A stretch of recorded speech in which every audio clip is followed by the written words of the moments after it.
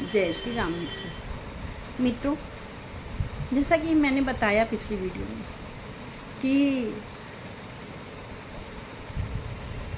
सीता जी को देखकर बाद में क्या हुआ आगे जानते हैं।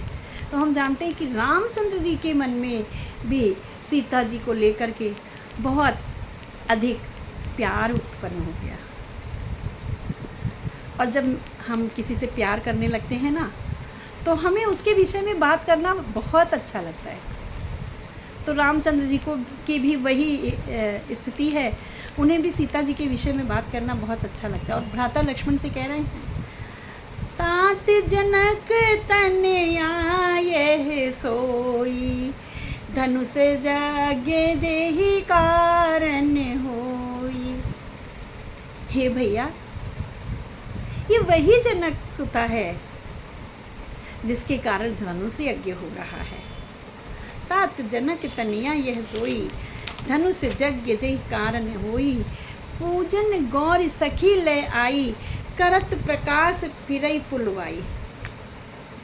इसको गौरी पूजन कराने के लिए इसकी सखियां लेकर आई हैं।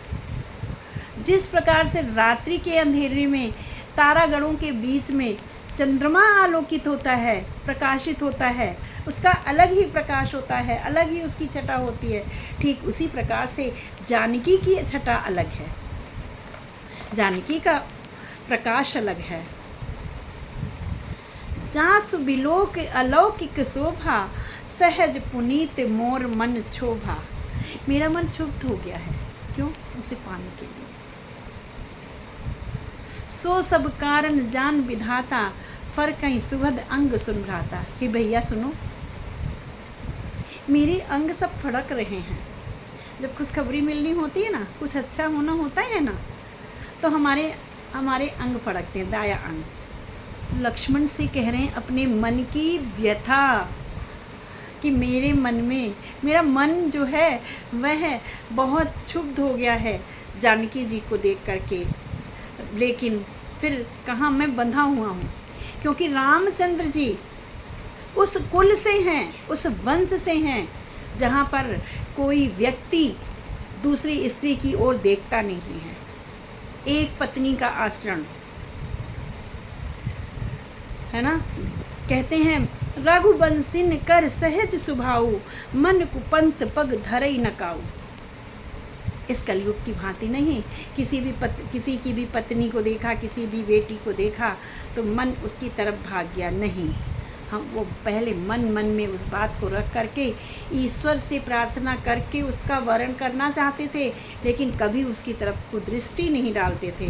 तो भैया लक्ष्मण से कहते हैं कि ऐसा रघुवंशी का स्वभाव है कि कभी बुरे रास्ते पर नहीं जाते।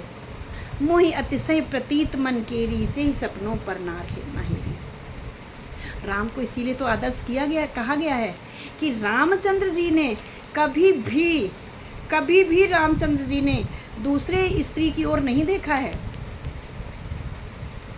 बहुत से लोगों ने सलाह दी थी, अकेले 14 वर्ष, 1 साल ही तो रहे साथ में, तत्पश्चात सीता का हरण हो गया। अकेले सीता को ढूंढते घूमे, कई सारे प्रस्ताव आए, लेकिन उन्होंने सबको ठुकरा दिया। तो रघुवंशियों का ये स्वभाव होता है कि दूसरों की स्त्रियां नहीं देखते, इसलिए हम कुछ कर नहीं सकते, बस विधाता से ही मनाते। वो उनको पुराना याद आ गया, पहले हम दोनों एक साथ थे विष्णु अवतार में, लक्ष्मी ही तो है। मंगन लहै न जिनके नाही, ते नर थोरे, ते नर बर थोरे जग माही। कहते हैं, जिन लोगों के मन में कुभावना नहीं होता है, कुभाव नहीं होता है, ऐसे लोग बहुत कम होते हैं, बहुत कम लोग होते हैं। ऐसे श्रेष्ठ पुरुष संसार में बहुत कम होते हैं। इस प्रकार से करत बत कही अनुज सन, मन सिय रूप लुभान। मुख सरोज मकरंद छवि, करई मधुपयु पान। लक्ष्मण को अपने मन की व्यथा बताते। देखो लक्ष्मण हैं कौन? शेषावतार है ना,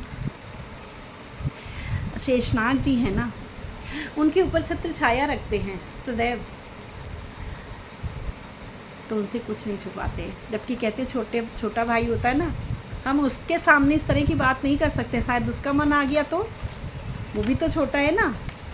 लेकिन रामचंद्र जी लक्ष्मण को सब बातें बता रहे हैं और कहते हैं मेरा मन जो है वो सीता जी पर लुभाया हुआ है और उसके मुख रूपी छवि का मैं पान करना चाहता हूँ। मैं वह भौरा हूँ जो उसका मकरंद पीना चाहता हूँ, उस कमल का। बहुत मनोहर मनोरम दृश्य है, बहुत सुंदर वर्णन किया गया है। तो यह तो स्थिति है श्री रामचंद्र जी की। सीता जी की स्थिति क्या है, आइए जानते हैं अपने अगली वीडियो में। मेरे साथ बने रहिएगा तथा मेरे चैनल को लाइक और सब्सक्राइब अवश्य कीजिएगा। जय श्री राम।